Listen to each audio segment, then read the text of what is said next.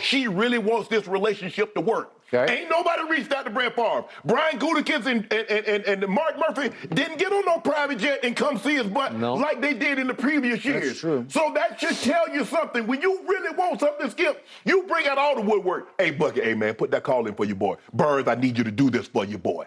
Okay, now she know. Yeah. Man, he got his boys involved. Yeah. Shannon Sharp don't never put people in his personal relationship. No. That's when you know it's serious, and he's serious. When Brian Gutekunst didn't get on that, they said, oh, we've been texting. Oh, we've been doing some by the phone. When Mark Murphy's already, Mark has kind of really been watching the Hayes. They don't you be the problem.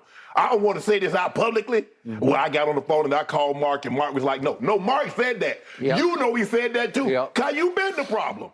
That is true. And by the way, just to defend Brett Favre on one level, Brett did have the guts, the late career guts. Yeah. He went to the Jets, and they got off to a great start, and then he tore his biceps tendon. Yeah. And then he went to the Vikings, and by the way, went to the NFC Championship. They were pretty good. Yeah. He was pretty great in that game until he threw the late interception. Right. But remember, that was the Bounty Bowl game, and he got beat all to hell in that game because they had I think he finished second in the MVP tour. I think that was the year Tom won. Yeah, he was really good that year in Minnesota. Yeah, 33 touchdowns. And then the next year, not so much because he just got beat up and beat up and beat up worse. And he was on his literal last legs. Okay, so, but at least he went there and he did that. Right. And he played at a pretty high to very high level in both Jets and at Vikings. Right. Okay. Now I'm saying, well, Aaron, you got that in you at 39? Can you go do that? Can you go do what Brett did for the Vikings at the same stage and age? I don't know. I'd like to see it. Probably not. Okay, so he does have he holds the final card. He's got the ace in his hand. He could just tell the Packers, I'm sorry, I have a contract, and I want to play for you. I just want to play for you next year. And I don't want to go to New York, or I will retire. That's what he could threaten. Here's the thing, though, Skip. You remember, that's what Brett did. Yep. Brett kept retiring, says, no. And then he says, okay, I'm done with trade me. He said, no, I want to come back and compete for my job. Yep. And the Packers said, no, we've given your job to Aaron Rodgers. The Packers have said, we've given your job to Jordan Love. Yep. Now, Skip, you're right. He could say that, but I think the Packers, if I'm the Packers, I trade him anyway. I say, hey, just take him off our hands. Yeah. If you got a fourth-round pick, we graciously accept it. Okay. Or, hey, Skip, you might have to just end up cutting him. If you don't want him there. Yeah, you could. I know, it would wreak havoc on your cap. It would wreak havoc. I mean, that might be $100 million in dead money. Yeah. But you know what? We've seen him eat. You saw what the Eagles did with Carson Wentz. We saw what the Falcons did with Matt Ryan. Yep. So they will eat that money. They will eat it. So in the biggest picture, the game of chicken ensues now between Jets and Packers. Right. And which team is more in charge? Which team has the most leverage? I still think it's the Jets, slightly the Jets, because the Packers have even publicly made it clear. They're talking past tense about Aaron right now. Nothing is future tense. Nothing is future or present tense. No. Yeah. So to me, the Jets, now we got all kinds of games of behind-the-scenes hardball going on, and the Jets are trying to say, well, we're not going to give you very much because we got to take his salary on. We got to take $60 million on. Yes. And we're prepared to do that. But we're taking him off your hands because you made it clear you need him. Yeah, we're not giving you no first or second round pick and paying $60 million. And I'm sure the Packers are holding out for at least a first-round pick, at least one first-round pick. Right. And they're saying no, because I'm sure they're sticking around a third. A first-round pick, and we probably only going to have the guy for a year. I mean, I don't know how common it is, Skip, like in basketball or baseball, where the team that's trading pays half of his salary. We see that a lot in baseball. We do. We see that some in basketball where teams trade, but okay, I'm going to play some of the salary. Green Bay like, nah, we want to be done with this. And if I'm not mistaken, Skip, I go back, Brett Favre, I think, finished second in 2009. Okay. That was the year the New Orleans Saints won the Super Bowl. And yes. He was the Vikings. Yeah, the Vikings, yeah. And I think he finished second to Peyton Manning, if I'm not mistaken. I didn't look it up this morning, but didn't he have extraordinary touchdown to interception? Yeah, I think he was like 30. He was like 33-8. 33. It was. Yeah. That's a good one. I believe you're exactly right. 33-8, which was pretty close to leading the league. I think Peyton ended up winning. I think that was the year Peyton broke the record. Okay. Broke Dan Marino's record, if I'm not mistaken. Okay. So what's sitting for him in New York with the Jets right now? Well, If you add Lazard, well, remember, Garrett Wilson was just the rookie of the year, offensive rookie of the year, right? You got Elijah Moore. And you got Elijah Moore, and Corey Davis is now cuttable because you got Lazard signed to a reasonable deal. I always liked Denzel Mims when he was at Baylor, and he had his moments early, and he's still on the roster. The defense is really good. Sauce Gardner was ranked by Pro Football Focus the number one corner in all of football. You got Quinn Williams.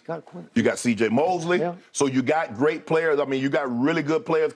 Quinn Williams on the cusp of becoming great. So you got, and Sauce Gardner has already said, I've arrived. There ain't no sense in coming. I've arrived. And so, Skip, you got players at all three levels on that side of the football. Now you just need someone to give you consistent play at the quarterback position, which is the most important position. And so they feel they're right there. And so you can feel it's building. The Jets, like, if we just get a quarterback and we get that guy, that's still Aaron Rodgers. Yeah, I know he's 38, about to be 39. I get all that. But he's still Aaron Rodgers, and he's still better than anything that we could possibly trot out there. So if we just have someone doable, which I believe he's still more than that, man, can you imagine? Imagine what it was when they had Brad. I was working in New York at the time. And it's Jets. I mean, they were going crazy. I was living in New York at the time, and people were talking about a Jets-Giants Super Bowl and trying to buy early tickets to it. It's crazy. It was. But in the biggest picture, I still believe he doesn't want to go there because of all the reasons we just said. The expectations are the highest he would ever face times 10 in his whole career. Yeah, for sure.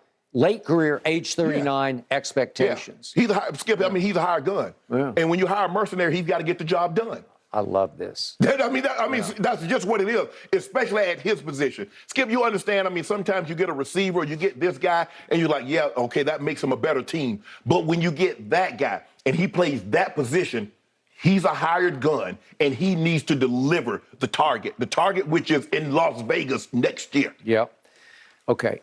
Last angle to this is we're going to talk about him, this next quarterback, in a couple of minutes here, but Lamar Jackson is still available.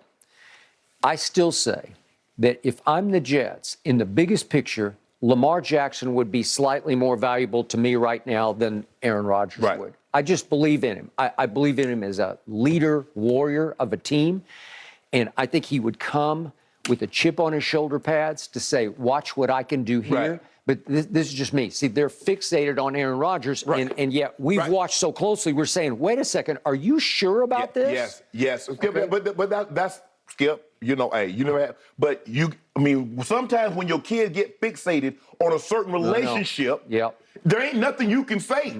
I told you my grandma did my aunts like that. And she broke up with the guy. My grandma wanted to have the ex guy. And she didn't want him. She wanted a guy.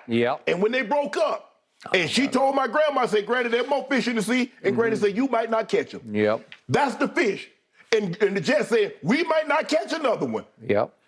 Well, you can get Lamar. It's going to cost you two first-round picks and the money. But the money, Aaron's making this kind of money. You give Lamar this kind of money, he'd be ecstatic. Well, we're going to talk about that.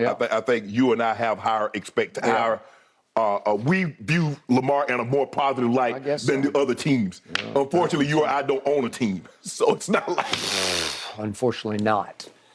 Peyton Manning did. He didn't break the record. Tom Brady broke the record in 2007, 50 touchdowns. Okay. But Peyton Manning, if I'm not mistaken, I feel when he went to Denver, he had the huge year. That was 2012. He threw 37 touchdowns and 10 picks, and then he followed it up with 55 and 10. 37, 37-13. Got it.